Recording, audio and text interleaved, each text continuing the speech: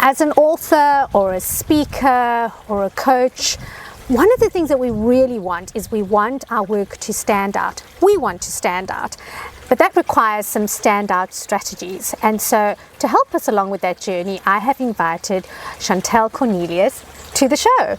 And by the way, I am in the UK in the beautiful Castle Combe. Is it Combe or Combe? It's Combe. Castle Combe. Castle Combe. And we're sitting outside here at this beautiful manor chatting about books. It's a fabulous place to sit with fish and water and all sorts. Beautiful.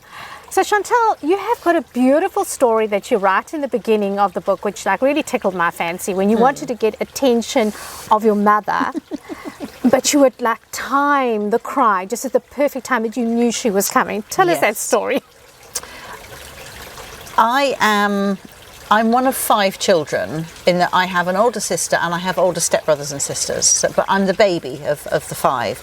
And we became one big family when I was 7. And up until then, I'd spent my life getting attention from my mum pretty much whenever I wanted it. Even though I'm the youngest, my slightly older sister is smaller than me though, so there was a bit of an issue sometimes when I wanted attention, or I'd start something and then realise that actually I wasn't going to get all the attention because I wasn't the smallest.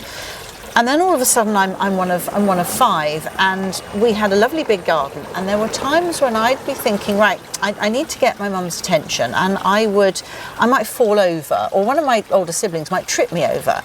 And I'd lie there on the ground and I would actually look around and go, where's Mama? Can she see me? If she could see me, I would start crying. And she would not come running over, but she would come over and give me some attention and dust me off and, are you okay?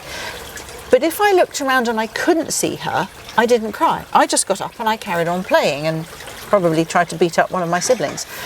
My elder sister still teases me about this, and this was, this is nearly 50 years ago that we first did this. So that, when I look back, that was the first time that I did anything where I was trying to stand out. I was trying to say, look at me, somebody please give me the attention that I want. So. I love the story, and it really makes me realise that sometimes as authors or speakers, we are making a lot of noise at the wrong times, in the wrong places. And that's what I really love about your book, because it's got strategies over there to find out when is your right time, what is your right language, and who is your right client. So tell us a little bit about this assessment that you put together, because I did that assessment and I found out interesting aspects about my business that are going to change the way I communicate with people. Firstly, I'm really pleased that it's worked for you, because this is really big for me. It's all about helping other businesses, coaches, consultants, speakers, to take the right strategy and use the right language. Back in 2015, I started getting really interested in what makes businesses stand out. Unique selling propositions, unique selling points that most people try to use don't work, because people just end up saying the same as everybody else. And so I was looking at what makes people really different. And I identified 5 different strategies, and those are the strategies I've written about in the book.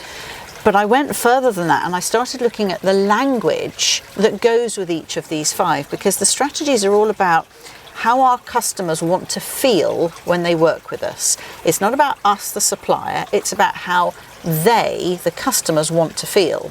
So it was all very well me saying to somebody, use the strategy of certainty, which is one of the 5, because people were then saying, well, how do I use it? So I then identified language that goes with each of the 5. So when we were talking earlier, you said that certainty is a really strong strategy for you. And the language that's in there are words like confidence and clarity. And you said to me that your clients, when they work with you, they suddenly feel this sense of clarity, because you help them identify what their message is, what they want to write about, who their target market is. You also, I think, give them confidence when, and all of us writers get it, we get to the point of, is this good enough? Is anybody actually going to read this? And the work that you do with your clients, I think, really gives them confidence.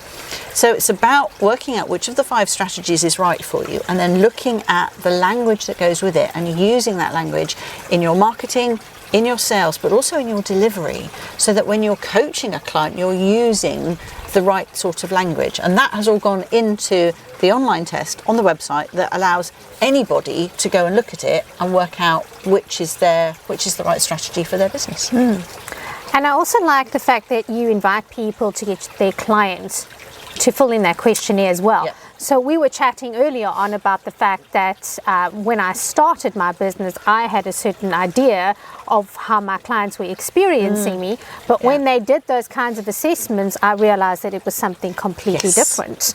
Yeah. I think in business, particularly when we run our own businesses, we get a sense of how we want it to be and how we think other people perceive us. I'm similar in that my business, Apple Tree Marketing, some years ago, I had a team of staff working with me, and we were doing marketing for clients. We were sort of a full service agency. And I thought that my clients came to us because they wanted to grow their business, and growth is one of the 5 strategies. So I was looking for clients who wanted fast growth and big growth. And so we were looking to sell them videos to go on YouTube and blogs and more social media. And then one day I had the genius idea of actually asking my clients what they wanted. And I started saying to them, why do you work with us? And they said, you're a safe pair of hands. We work with you because you get the work done. And that is the strategy of certainty. And when I realised that we had clients who just wanted this safety, security, confidence, clarity, like with you, we actually completely changed the marketing that we were doing. We went away from, we can help you grow your business, to, we'll just get it done for you. And my clients that we had at the time kind of breathed a sigh of relief and went, oh, that's what we want. And because I then completely changed the language that we used to promote the business, the clients that I love working with were flocking in. And I now get people phoning me saying, I hear you're quite straight talking. I hear you will just tell me what marketing to do. I don't do marketing for people anymore. I mentor them and I tell them what to do. But equally, when I'm training or speaking, they phone me up and say, I just want you to tell us what to do. Because that's the reputation I have. So it's made life much easier. Made my marketing much easier. And I think also, you know, particularly when you're an entrepreneur and you're starting out, there's so many things that you can run after. Someone says, do this and do that and do this. And you're like, yes. And there's so many of them that you actually get nothing done. So it's wonderful to have clarity. So tell me why you wanted to actually write this book. What was the thing that said, okay, all this idea, all this knowledge, and now I'm going to pass on that wisdom? The honest answer, I think, was because so much of it was rattling around in my head. And it was driving me insane because I had so many ideas. I love writing. This is the 3rd book I've written, and I've always really enjoyed writing. And for me, it just made complete sense to get it out of my head and onto paper. And during the writing process, which has taken a very long time, I've actually become much clearer about the strategies. You know, I sat and wrote and looked at what I wrote and went, well, this doesn't make sense. This is too complicated. Nobody's going to understand this. So I then went back and I simplified it. And I've spoken a lot about it as well. And whenever I deliver workshops or give speeches about it, people come up to me and they add words to the list of words they've got, or they say, have you thought about doing it this way? So it's evolved. But yeah, for me, yes, it's about sharing the work because I love sharing it. And anytime I speak to people about it and they say, oh, I've used the language, and I see the light bulbs going off, that's really important to me. Or they tell me how much it's simplified their marketing, that's fabulous. But I think it was just it's got to get out of my head and get onto paper, and I love writing, so it was just kind of obvious to write another book. But in a way, that's mirroring your clients, because that's what we have. We have all of those thoughts inside our head. And for someone to put it down on paper and then you kind of breathe, you're like, yes, that's what I'm going to do. Yeah. Because otherwise it feels like you're in the labyrinth and you don't really know which way. You hear your friend call this way, that way, and that's maybe an echo over there. But what you really need is you need a pathfinder to say, go this way, go that way. Yeah. And what I liked that was in the book is that when you mention the words, you ask what resonates with you.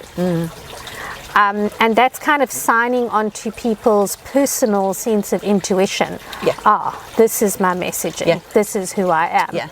And you're absolutely right. When it's about what resonates with the business owner, but it's not about. Some people get a bit confused. They think it's about their strength. It's not. It's about what your customers want to feel. But the resonance comes from what you know your customers are thinking about you or how they feel. When I was first digging into this, I could sit and talk to a business owner, and from my sense of intuition, I could work out which was the right strategy for them, and I could tell them. And a lot of people said to me, well, how do we work it out? And that's actually where the test came from. So a lot of it, when people are going through the test, I say to them, don't think about it too much. Don't analyse it. Just look at the words on the web page. Grab the words that jump out, the ones that resonate with you. Because you might have heard a client say, oh, I get clarity, or I'm inspired by you.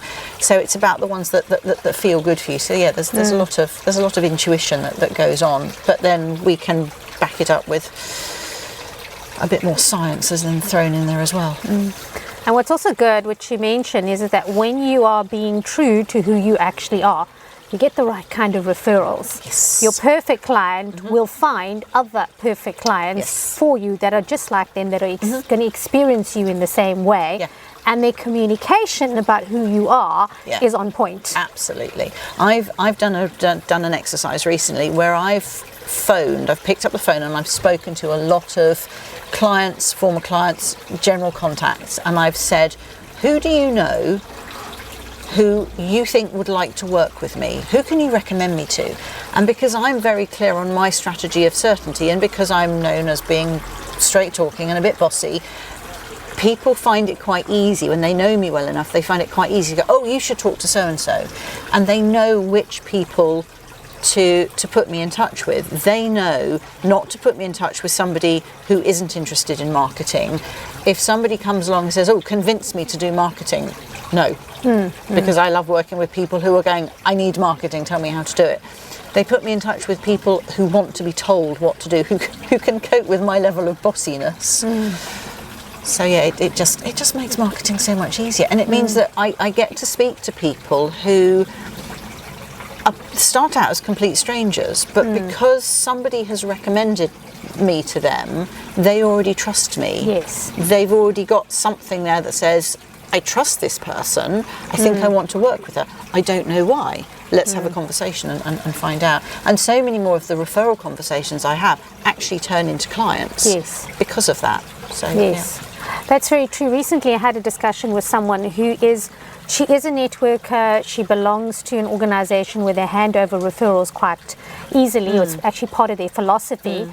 And before we had the conversation about the kinds of clients that I wanted to work with, she did a referral for me, and I have a free 30-minute discovery call, and I quickly realized this is not the kind of person I want to work with, because his book was about a whole bunch of theories that are anti several establishments and anti-capitalism. And so when I looked at it, I thought, you're going to have to pay me a monthly retainer for my services, and if you're anti-capitalism, then that means you're not going to feel comfortable with paying me my retainer.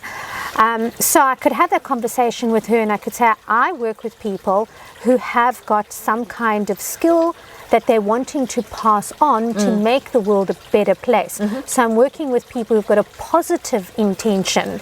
And that means that I can't really be working with authors who are trying to prove people wrong or theories wrong or that kind of thing. There's a place for that, but it's not my ideal client. And it's not with you. And that's it's so important, is it, that there are times when we actually walk away from people who aren't the right clients. I know a lot of people, and I did it in the early times of my business, or times when I've been a bit low on work. I've kind of gone, okay, I'll work with this person, and it's really unsatisfying, isn't it? Because we can't do our really powerful work with them because they're just not the right person. So yeah, it takes a bit of bravery, isn't it, to just walk away like, nope, not for me, not this time. Yes. Chantal, I want to say thank you so much for coming through to the show. Tell us a little bit more about your general skills that you offer, how people can get hold of you, and more importantly, where they can buy your book. My website is appletreeuk.com. You can find me on LinkedIn, Chantal Cornelius. I'm sure the show notes will have the spelling. I am actually the only Chantal Cornelius with that spelling in the UK. There is another one on LinkedIn with that spelling. She's in South Africa, interestingly enough. She's a travel agent. What do I do? What are my skills? I love working with coaches, consultants, speakers, people who are brilliant at what they do and not very good at doing their marketing. They don't know how to shout about what they do. They don't know how to blow their own trumpet. So I work with them. We work out which is the right strategy for them. I show them how to implement it, and then I mentor them for usually at least 6 months to start with, and I work with them to kind of keep cheerleading and keep encouraging them in the right direction and watching them flourish. The book, Standout Strategies, is published in October 2024. You can buy copies of it from my website. And are you going to go onto Amazon? Oh, of course, yes, definitely. Of course. Yes, everywhere. I'm in marketing. It'll be everywhere. Wonderful. And just for, in terms, I'm not sure with the timing, but I'm having an online book launch on Monday the 2nd of December 2024 at 2 p.m. UK time. There will be a link on my website. It's all on Zoom, but you can go and register there and come and join the party and find out more there. So there you have it. If you want to attend the book launch, have a look below for the show notes. But if you've missed that boat, hop on to Amazon and grab a copy of her latest book. Thank you for watching, and please stay tuned to look at our next UK-based author.